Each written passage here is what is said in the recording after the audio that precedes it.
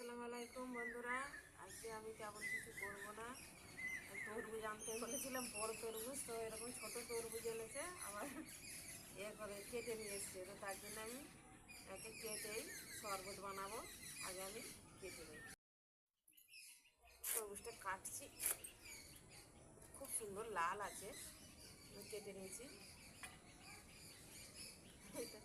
এরকম ঠিক আছে।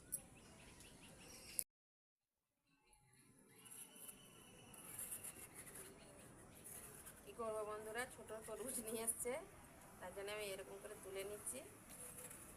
নিয়ে তারপরে এবার আমি করবো, শরবত বানাবো।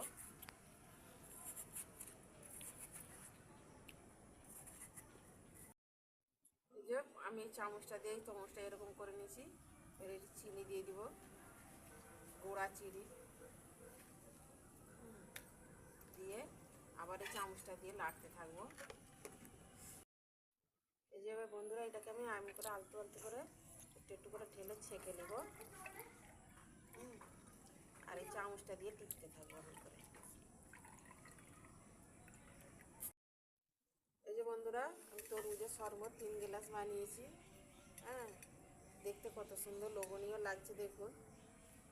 হ্যাঁ, তেমন কিছুই আমি দিইনি। ওই 3টে করে বরফ দিয়ে দিব। বরফগুলো দেখতে কত সুন্দর লাগবে। এবার